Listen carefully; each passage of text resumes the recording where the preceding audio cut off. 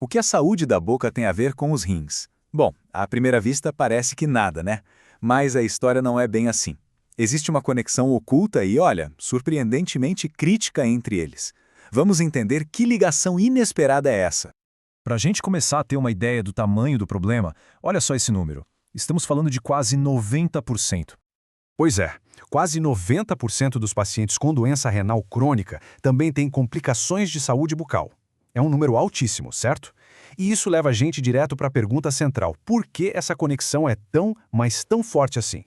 Para a gente conseguir desvendar esse mistério, o primeiro passo é entender o que é, afinal, a doença renal crônica. Então, vamos lá. O que é exatamente a doença renal crônica, ou DRC?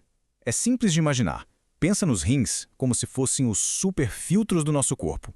A DRC acontece quando esses filtros começam a parar de funcionar direito. E o problema é que essa perda de função é progressiva e, infelizmente, não tem volta.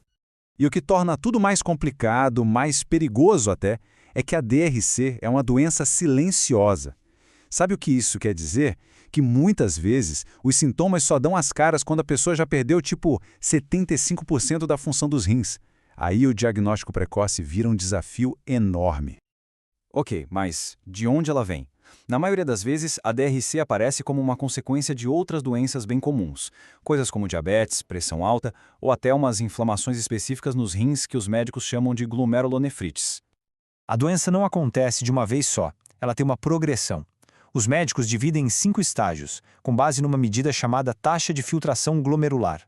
Dá para ver direitinho na tabela como a coisa vai piorando. Começa no estágio 1, que já tem um dano no rim, mas ele ainda funciona bem, e vai até o estágio 5, que aí, infelizmente, já é a falência renal. Beleza, agora que a gente já tem uma ideia do que é a doença renal, vamos voltar para a nossa questão principal. Essa conexão surpreendente com a saúde da boca. A pergunta que não quer calar é: como é que um rim que está falhando consegue prejudicar a boca? A resposta para isso tem um nome: urêmia. Pensa assim, se os rins não filtram o sangue, todo o lixo tóxico que deveria sair fica. E esse acúmulo de toxinas, que é a urêmia, afeta o corpo todo.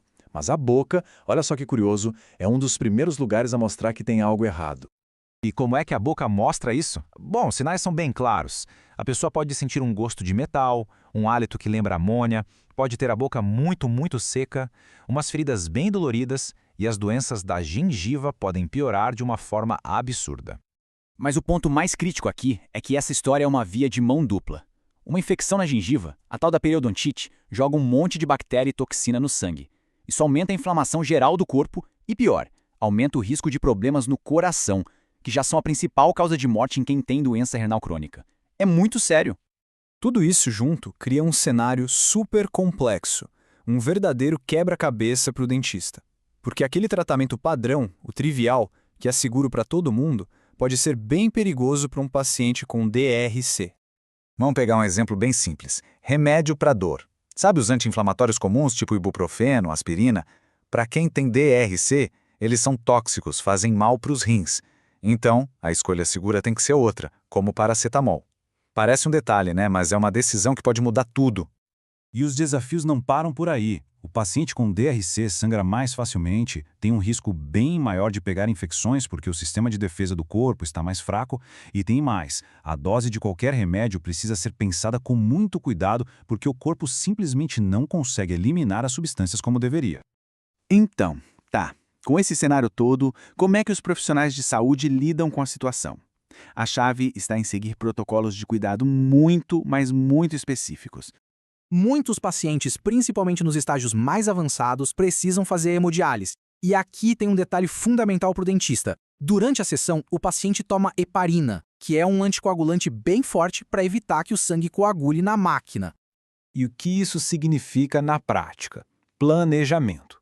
Um procedimento no dentista que possa sangrar não pode de jeito nenhum ser feito no mesmo dia da hemodiálise. O ideal é sempre marcar para o dia seguinte. Por quê?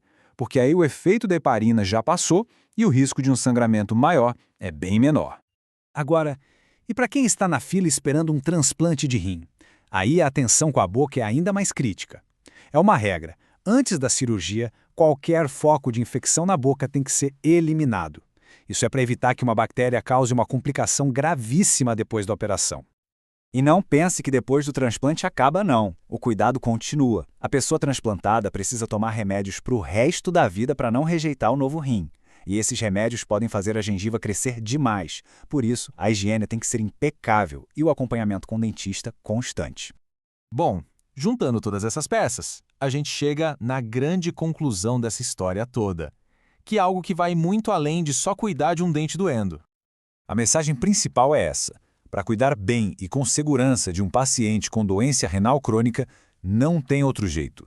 É preciso que o dentista e o médico do rim, o nefrologista, conversem o tempo todo. A comunicação entre eles é essencial. Isso muda completamente a nossa visão do papel do dentista. Quando a gente fala de doença crônica, o dentista deixa de ser só o profissional que cuida dos dentes. Ele passa a ser uma peça fundamental na equipe de saúde que está literalmente cuidando da vida daquele paciente. E tudo isso deixa uma pergunta no ar para a gente pensar, né? A conexão entre a boca e o rim é só um exemplo. Fica a reflexão. Que outras ligações escondidas dentro do nosso corpo, quando descobertas, poderiam mudar completamente o jeito que a gente pensa em saúde?